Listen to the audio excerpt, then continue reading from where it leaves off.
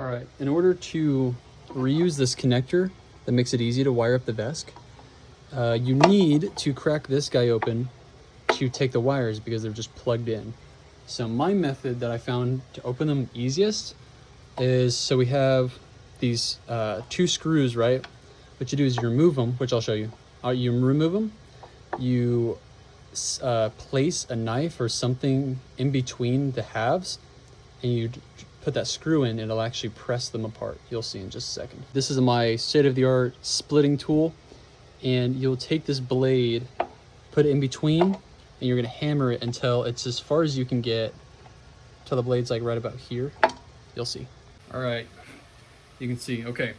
So you see I have my knife stabbed in, right? So then you take, I don't remember if these are long enough. They should be long enough. You take this guy, I think it's also an M4. So if you have a longer M4, you run it, and if you watch, as you tighten it, it'll split your housing apart for you. And usually I'll stop this and I'll flip sides to do the same on the opposite. All right, so flip to the other side. This one was a lot harder because of the lack of space, but I wish I had a giant screwdriver, or a big flathead, but I don't. All right, so now that I've got it split open, I did that method for both sides, and then I took, where did I put it? This little flathead, and it immediately popped open, so that's cool. You can see the inside. There's your 3 phases, and then your Hall plug. So all you're gonna do is unplug the Hall cable. And actually, if you kind of pull on it, this whole thing will just pop out. Super easy, see? And then these guys, I think they have a little locking tooth, so you just wiggle them back and forth a little bit. Boom. So next step is to disassemble the battery, because we're gonna add our external bypass cable, whatever you wanna call it. Now, these are a triangle bit, I don't know. Harbor Freight, I found this bit, it's triangle bit, it worked for me earlier, so we're gonna try it again.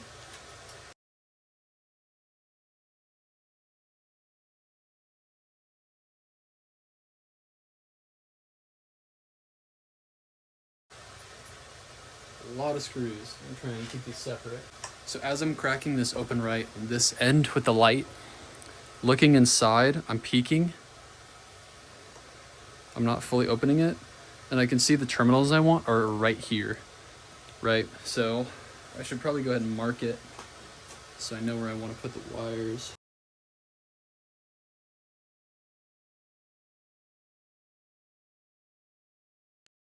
That way up. Oh, I forgot, it's kind of a pain to do that. But look, you don't even need to open it fully. These are your terminals right here. So it's these right here, that's all you got. That's all you need. It's easy. I forgot how I routed these. Well, I routed them differently last time, right?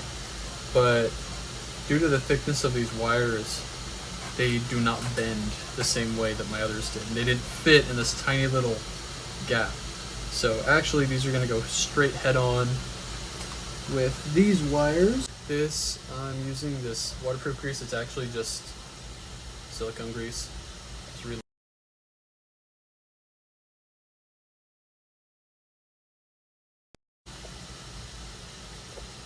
I did it last time. So there we go. Way easier now. Okay. All right. So once you get to this point, this is it's pretty universal. This works for a lot of different setups, different models, different motors, right? So this is the connector coming off of this. This is the Hall effect cable, basically. Now, I've seen the pins are usually a 5 or a 6 pin, right? So when I first looked at this, I was like, dang, it's a 6 pin. I'm not sure what I'm gonna do here, right? But it's actually very, very simple. You've got your black and your red, so that's your positive and negative.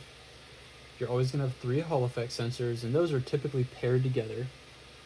So that's my assumption of what the Hall effect are.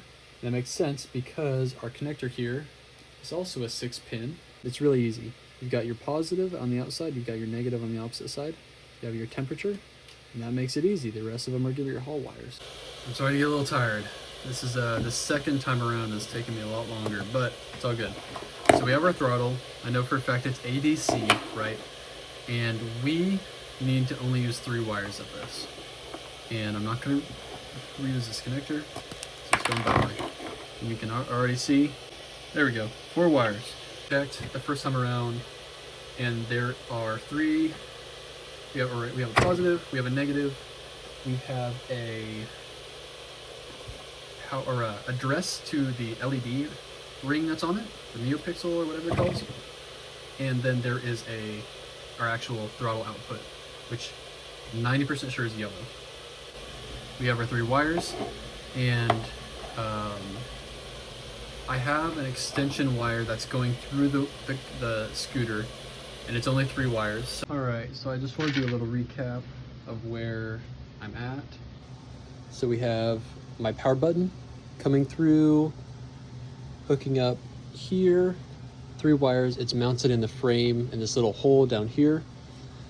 This is my bodged together but very functional input wire. So we have my signal going to ADC1, and then we have ground and 5 volt. I know it's green, but that's 5 volts. That'll work perfect. Nothing's populated here because I'm jumping in with these jumpers. We have our Hall sensors hooked up. You can see this is the provided connector hooked up here. You know, red to red, black to black, white to white, and then the rest you just hook up and it'll sense them. We have our power connector. We have the input wire running through the frame up here, and then it's coming here, and this is the input. Yellow is your signal, black, red, that's easy, and this will light up later. So this is ready to power on. Okay, I have to go quick now because I'm almost out of space. This is the setup portion. Keep your wheel off the ground, have the vehicle set up. Whenever you first open the app, it's gonna populate, you'll hit connect. It's probably gonna ask you to update. I'm not updating because it takes a minute. It's as easy as coming in here and hitting upload. I'm not doing that right now. So first step is you're gonna have to look up how to count your poles. I explained it a second ago pretty easily, but it's really easy. The ideal is that you already know how many poles your motor has. I had to count mine, but it's all good. You're gonna select generic, large outrunner, and then this, I have it overwritten. You'll probably leave it stock just to get it moving, but I'm coming in here and I know my pole count, so I'm filling that in. That's fine. Okay, then my Nomite pack is a 14 cell, 19 amp hour lithium ion as selected there. And then this is weird, sometimes it doesn't dismiss. Okay, now we're gonna come in here. I don't want regen, so I'm not gonna enable that. If you want it, you can add it. Mine only supports a charging of 4 amps, and it doesn't let you do any less than 5. And then I want 100 amp max current. It's probably real high, but it's fine. If it's a scooter like this, direct drive, you need to know your wheel diameter. I know mine. It is 240. Once again, this stuff doesn't dismiss sometimes. 40 pole. This automatically populated and it works. I'm not touching it. Run detection. Make sure your wheel. Don't touch your wheel. Disable that. Don't touch your wheel. Let it float.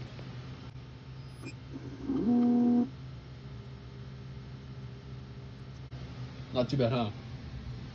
Done. It literally does all of it for you. Gives you these values. You can screenshot it if you want. Hit OK. This is to test if your direction is right. So you hit forward. I think I hit backwards. No, it actually did go backwards. That's funny. Okay, I'm gonna hit inverted. That was the first time that's happened to me. Hey, there we go. And finish. Okay, your motor is set up. Good job. Now we move on to controls. Controls are equally as easy, right? So you'll come in here. Oh wait, wrong, my bad. Setup input. It's just gonna load for some reason. Next. And then for my setup, I have an ADC throttle, so ADC input. And then you come up here and you'll full throttle, then you'll let go, right? Full throttle, see it's moving, full throttle, let go. Full throttle, let go. Full throttle, let go. And then it tells me, and then leave it in the center. I don't know, it doesn't really matter to me for some reason, but you'll sit here, and then you'll hit apply and erect. Now you'll see, I don't know what that noise is on the bottom. It doesn't affect me, but there is some weird noise there. You can see we're good. So next, and then you set your input type. I leave it just like this, and we're good. Forget, what is safe start? Yeah, you leave safe start on, current for my setup. I think that's a good way to get going. And now I think it should just start working. 0 go. So I had this issue where it really wouldn't go fast at all, and it was kind of rough. Literally, it's so easy. I just came in here. I forgot to show you guys how to set up the field weakening.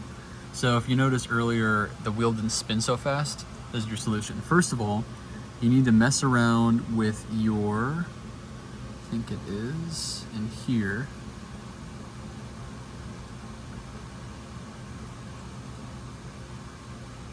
So you need to get this value correct. For me, it's 1500. This is the crossover. That's what it is. I swear it's in, is it not? Okay. So this is my ERPM. For a vehicle like this, it's typically, there it is. Yeah, that's the right menu. So for me, this is the correct ERPM. For me, this is the correct centralist ERPM. Goodness gracious. This is the crossover. So this is to the point that it's going to be censored. This is, after this point, it's going to be centralist. Get that right. Then we're going to switch over to field weakening. This is the key right here. These are my values. You can copy them if you want. 30 amps of field weakening, it's a lot. And then this is the amount of throttle that it's going to begin field weakening. So 90 is the default. I would probably leave it at 90. So that's kind of, almost think about it like a turbo option. Crank it really far, you'll get field weakening, more power. Now before you set this up, I'm not going to do it because I don't want to mess this up, but you go into detect FOC. There's two options. You hit detect one. Actually, I think I can show you without messing with it. So you're going to hit this one. You're going to let them cycle. You have to have your wheel off the ground. This one. After it's done, you'll hit calculate, apply, close. Easy. Easy. And then you're going to come back in here and do measure FOC offsets. Once again, wheel has to be off the ground. It'll just show down here blue that it saves, and that's it. So, oops. And yeah, that's it for the field weakening. You should, I would say for safety, I would set this a lot lower, maybe like 10 or 15, just to kind of figure out how it works. And that's pretty much it for your setup. Not a lot of people show this portion, and this is how you get the high RPM that you really want.